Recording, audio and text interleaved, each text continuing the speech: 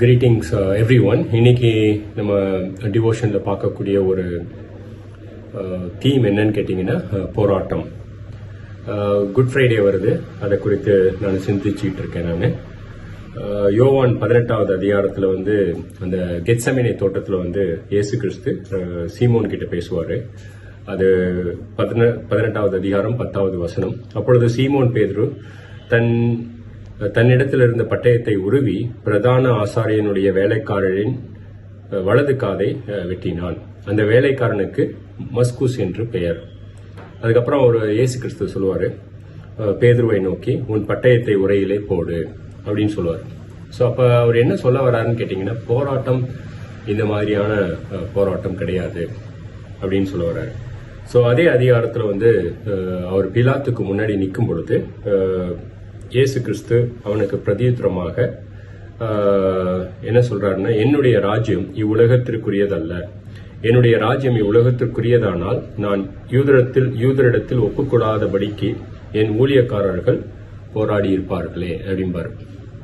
So அப்ப sometimes எந்த விதமான போராட்டத்தை நான் போராடிட்டு இருக்கேன் அப்படின்னு ஒரு நிமிஷம் ஆராய்ந்து நிதானிக்கிறது ரொம்ப முக்கியம். It is possible that I could be fighting a wrong battle, wasting precious time, right? அப்புறம் கொஞ்சம் ஃபாஸ்ட் ஃபார்வர்ட் பண்ணி நம்ம திமோத்தேயு அந்த புஸ்தகத்தில் படிக்கும்போது 2 திமோத்தேயு 4வது அதிகாரம் 7வது வசனத்தில் பாருங்க. இது பவுலினுடைய கடைசி வார்த்தைகள். நல்ல போராட்டத்தை ஓடினேன், ஓட்டத்தை முடித்தேன், விசுவாசத்தை காத்து கொண்டேன். ஸோ அப்போ எது நல்ல போராட்டம் அப்படின்னு நீங்கள் ஒரு நிமிஷம் யோசித்து பார்க்கணும். ஸோ இதை நீங்கள் யோசித்துக்கிட்டு இருக்கும்போது, நான் பேசும்போது யோசித்துக்கிட்டு இருக்கும்போது இன்னும் ஒரு சில வசனங்களையும் நான் உங்களுக்கு படிக்கணும்னு ஆசைப்படுறேன். இதை பற்றியும் நீங்கள் குறித்து தியானித்து பாருங்கள். நீங்கள் நாங்கள் மாமிசத்தில் நடக்கிறவர்களாக இருந்தும் மாமிசத்தின்படி போர் செய்கிறவர்கள் அல்ல. எங்களுடைய போராயுதங்கள் மாம்சத்துக்கு ஏற்றவைகளாக இராமல் அரண்களை நிர்மூலமாக்குறதுக்கு தேவ பலமுள்ளவைகளாக இருக்கிறது. அவைகளால் நாங்கள் தர்க்கங்களையும் தேவனை அறிகிற அறிவுக்கு விரோதமாய் எழும்புகிற எல்லா மேட்டிமையையும் நிர்மூலமாக்கி எந்த எண்ணத்தையும் கிறிஸ்துவுக்கு கீழ்ப்படிய சிறைப்படுத்துகிறோம். ஸோ இப்போ இந்த வசனங்கள் எல்லாம் ஒப்பிட்டு பார்க்கும் பொழுது ஒரு சில பாயிண்ட்ஸை நான் சொல்றேன். மேபி பரிசுத்த ஆவியானவர் நான் சொன்னதுக்கு மேற்படியா கூட உங்களோட பேசலாம். கண்டிப்பா ஒன்று போராட்டம் மாமிசத்திற்குரியது அல்ல, ரைட்? ரெண்டாவது போராயுதங்கள் கத்தியோ கம்போ அல்ல, இவர் பேதுரு எடுத்த மாதிரி.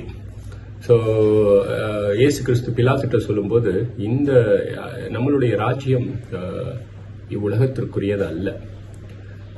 இன்னொரு பக்கம் நம்ம படிச்ச வசனங்கள்ல பார்க்கும்பொழுது நல்ல போராட்டத்தை ஓடி முடித்தேன், விசுவாசத்தை காத்து கொண்டேன், ரைட்?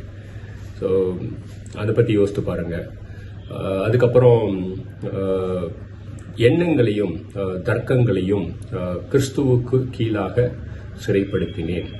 ஸோ அப்ப கிறிஸ்துவனுடைய சிந்தையை கொண்டு கிறிஸ்துவை நிராகரிக்கக்கூடிய வகையில் அல்லது கிறிஸ்துவனுடைய ஐக்கியத்திலிருந்து என்னை பிரிக்கக்கூடிய வகையில் வரக்கூடிய அனைத்து விதமான சிந்தைகளை நான் கிறிஸ்துவனுடைய சிந்தைக்கு கீழாக சிறைப்பிடிப்பது என்பது மிக மிக முக்கியம்.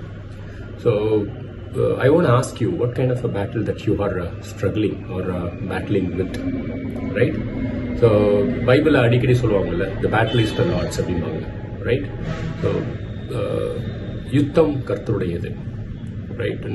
நம்மளை குவைட் பண்ணிக்கிட்டு எந்த இடத்துல இருக்கிறோமோ அந்த இடத்த நம்ம கர்த்தருடைய பிரசன்னத்தினால நிரப்பலாம்.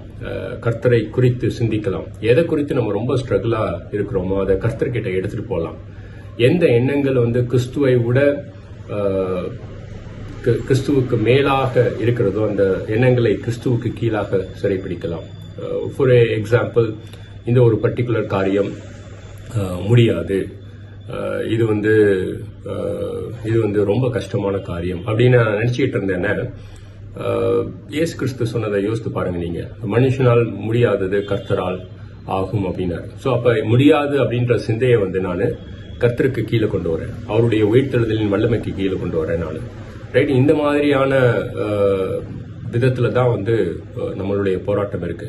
இது வந்து நம்மளுடைய எதிரிகள் வந்து இன்ஃபேக்ட் என்ன எபேசியர் 6:12 சொல்லுவாரு, மாமிசமும் ரத்தமும் அல்ல நம்மளுடைய எதிரிகள்.